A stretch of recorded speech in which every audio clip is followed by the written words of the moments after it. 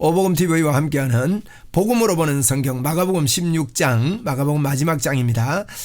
오늘 이 한 장을 마치려고 합니다. 또 누가복음 준비해서 누가복음에서 뵙겠습니다. 우리 마가복음 16장은 부활장입니다. 부활.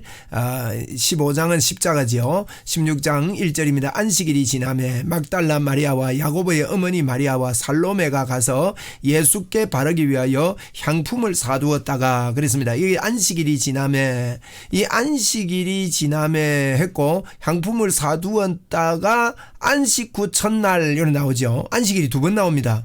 위에 있는 안식일과 밑에 있는 안식일은 다른 날입니다. 다른 안식일입니다. 위에 안식일은 6월절 안식일이고요. 밑에 안식일은 안식일입니다. 이 7일 만에 한 번씩 오는 안식일을 이야기하거든요. 그래서 안식일이 지나매, 이거는 6월절이 지나매, 그렇게 읽으시면 됩니다.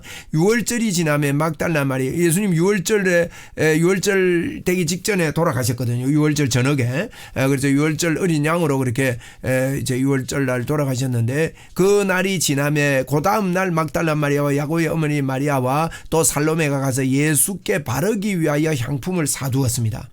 그게 이제 수요일, 오늘로 말하면 수요일입니다. 그래서 수요일이었는데 이제 수요일 저녁에 지나가지고 금요일, 이제 수요일 저녁 수요일 목요일 저녁까지가 안식일이거든요. 그러니까 목요일에는 못 사고 오늘 말하면 금요일에 가서 살 수 있죠. 그래서 금요일 날 사고 토요일이 또 안식일이 되니까 안식 후 첫날 이렇게 이제 가서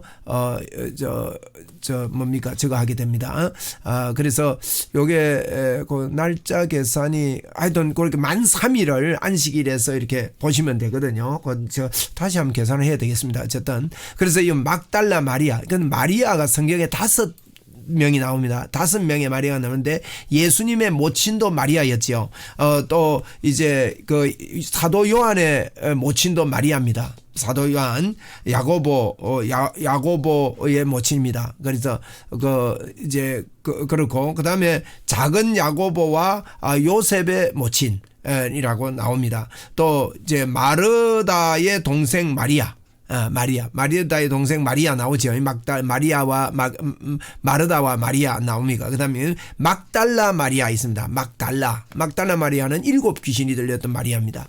그래서 이렇게 5명의 마리아가 나오는데 그 마리아들이 이렇게 모여서 이제 향품을 사두었다가 2절에 안식 후 첫날 매우 일찍 해도 들 때에 그 무덤으로 가며 해도 들 때 그 무덤으로 가 서로 말하되 누가 우리를 위하여 무덤 문에서 돌을 굴러주리요 하더니 눈을 들어 본즉 벌써 돌이 굴러져 있는데 돌이 심히 크더라. 벌써 돌이 굴러져 있습니다. 그러니까 이게 이제 그 예수님이 돌아가시고 만 3일에 부활하시기 때문에 제가 볼 때는 이제 그 김명년 교수님도 이제 달력을 되돌려 보니까 그렇게 이야기를 하십니다. 그래서 그렇게 이제 미리 이렇게 부활해 계신 겁니다. 그다음에 무덤에 들어가서 흰 옷 입은 한 청년이 무덤 우편에 앉은 것을 보고 여기는 청년이라고 나오거든요. 청년이 이제 앉은 것을 보았다. 그런데 천사, 다른 성경에는 천사라고 표현되어 있습니다. 청년을 보고 청년에게 이르되 놀라지 말라. 청년이 말합니다. 놀라지 말라. 십자가에 못 박힌 나자니 예수를 찾는구나. 그가 살아나시고 여기 계시지 아니하니라. 보라 그를 두었던 곳이니라. 가서 그의 제자들과 베드로에게 이르기를. 참 여기에 이 청년이 말하는 거 보세요. 가서 제자들과 그 다음에 뭐랍니까? 베드로에게 그랬거든요. 여기 제자들 안에 베드로 포함됩니까? 안 됩니까? 되는데 왜 베드로에게 이랍니까? 지금 베드로가요 마음이 많이 아픕니다. 예수님 모른다고 3번이나 불의했거든요. 마가는요 이 베드로와 아주 베드로의 제자라고 할 수 있어요. 마가가. 그래서 이제 베드로의 그 사역과 같이 했다 이렇게 보는데요. 베드로의 제자였기 때문에 베드로에게 관심이 있었고 또 이런 것들을 기억해서 이렇게 기록을 하는 겁니다. 그래서 제자들과 그의 제자들과 베드로에게 이건요 예수님의 하나님의 은혜입니다.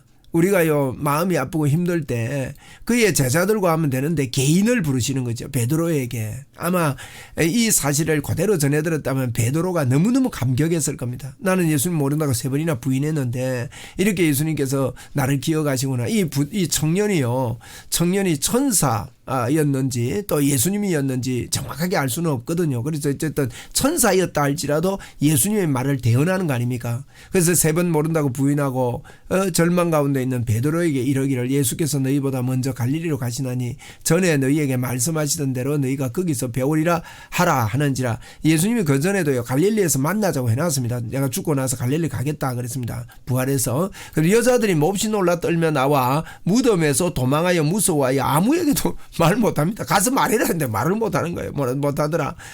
예수께서 안식 후 첫날 이른 아침에 살아나신 후 전에 7 귀신을 쫓아내 주신 막달라 마리아에게 먼저 보이시니 이 먼저 막달라 마리아에게 보이셨습니다. 마리아가 가서 예수와 함께 있던 사람들이 슬퍼 울고 있는 중에 이 일을 알림에 막달라 마리아는 이제 그 특별한 그 뭡니까 향유를 갖다 부었던 자거든요. 여기 보니까 1절에도 막달라 마리아와 그랬거든요. 막달라 마리아가 야고보 어머니 마리아와 살로메가 가서 예수께 바르게 향품을 사두었다가 이제 이렇게 했는데 이 안식 후 첫날 막달라 마리아에게 먼저 보였다 이런 표현을 합니다. 마리아가 가서 이 일을 알렸습니다.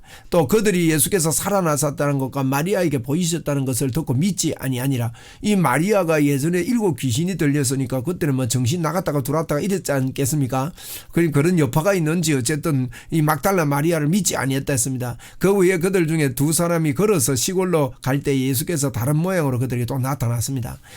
이제 청년으로 나타났다가 다른 모양으로 나타나가지고 2 사람이 시골길을 갑니다. 2 사람이 가서 남은 제자들에게 알리었으되 역시 믿지 아니하니 그렇게 다른 모양으로 나타났지만 이 2 사람이 가서 또 예수님 만났다고 말했지만 믿지 않습니다. 왜냐면 죽은 예수님을 살아났다고 해서 쉽게 믿겠습니까? 그 후 11 제자가 음식을 먹을 때에 예수께서 그에게 나타나서 그들의 믿음 없는 것과 마음이 완악한 것을 꾸짖으시니 이는 자기가 살아난 것을 본 자들의 말을 믿지 아니함이라라. 그래서 11명이 모여가지고 이제 가룟 유다는 죽고 11명이 있는데 11명 모여서 식사할 때 예수님께서 나타난 겁니다. 그래가지고 믿지 않음을 꾸지람을 했습니다. 또 그러면서 믿으라고 말씀하는 거죠. 이렇게 마가는요 아주 간단하게 이렇게 기록합니다. 그죠? 15절에 또 지상 명령을 하십니다. 또 이르시되 너희는 온 천하에 다니며 만민에게 이 복음을 전해라. 예수님이 십자가에 죽으시고 부활한 사실을 전해라는 겁니다. 왜 십자가에 죽으셨는지 부활해서 어떻게든지 여러분 부활의 주님을 우리도 믿어야 됩니다. 부활의 주님을 믿는다는 것은요 지금도 부활하셔서 나와 함께 하시는 걸 믿는 겁니다. 임마누엘을 믿는 겁니다. 내가 무엇을 하며 어디로 가며 무엇을 하는지 정확하게 보고 계시고 알고 계시는 것을 여러분 믿는 것이 부활의 주님입니다. 그래서 예수님이 이제 명령합니다. 믿고 세례를 받는 사람은 구원을 얻을 것이요 믿지 않는 사람은 정죄를 받으리라. 여러분 예수 믿으면 구원 얻고요 안 믿으면 정죄 받습니다. 믿는 자에게 이런 표적이 따릅니다. 여러분 이거 꼭 기억해야 됩니다. 믿는 자에게 이런 표적이 따르니 곧 그들이 내 이름으로 귀신을 쫓아내며 새 방언을 말하며 뱅음을 집어 올리면 무슨 독을 마실지라도 해를 받지 아니하며 병든 사람에게 손을 얹은즉 나으리라. 여러분 믿는 자에게 이런 표적이 따른다고 예수님이 말씀했습니다. 이거요 염두에 두고요 이런 표적이 있음을 이런 능력이 믿는 자에게 있음을요 그대로 믿어야 됩니다. 우리가 귀신을 쫓아냅니다. 여러분 귀신 쫓아내는 거는요 우리가 쫓아내야 됩니다.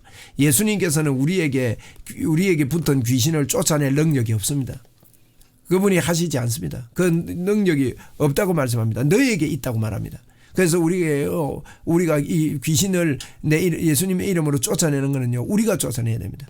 나에게 역사하는 귀신을요 가만히 놔두면 그거는 주님 쫓아내 주십시오. 아닙니다. 내가 쫓아내지 않으면 귀신 떠나가지 않습니다. 그리고 교회의 역할도 그렇습니다. 하나님 교회 안에 귀신의 역사가 있는데 쫓아내 주십시오. 그러시면 안 됩니다. 우리가요 명예에서 예수님 이름으로 쫓아내고 믿음의 분위기를 만들고 그렇게 됩니다. 새 방언을 말하고요 뱀을 집어 올립니다. 이 사탄을 속지 않는다는 겁니다. 무슨 독을 마실지도 해를 받지. 우리는 이런 존재입니다. 여러분 이게 정체성입니다. 우리의 정체성이요 영적 창녀에서 왕비가 됐단 말이에요. 이 왕비가 된 이 정체성이 분명해야 창녀 짓을 그만해요. 창녀인 줄 알면요 창녀는 계속 창녀를 합니다. 그런데 창녀가 왕비가 된 거 그것 때문에 감격하고 내가 과거가 너무 부끄럽고 내가 왜 그 짓을 했더냐 후회하고요. 그러면서 왕비의 역할을 감당하면서 사는 거예요. 왕비의 정체성이 있을 때 절대 창녀로 안 갑니다. 그게 우리의 정체성입니다. 그래서 이 정체성이 발라야 삶이 바뀝니다. 우리의 정체성은요 무슨 독을 마실지 해를 받지 않습니다. 우리가 그런 자입니다. 여러분 독 중에 독은요 사람의 독입니다. 말의 독입니다. 교회 안에요 막 상처받은 사람들이 전부 다 말 때문에 받거든요.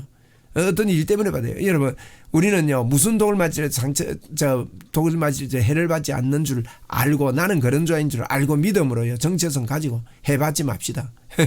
그리고 병든 사람에게 솔론증 낫는 권세가 있습니다.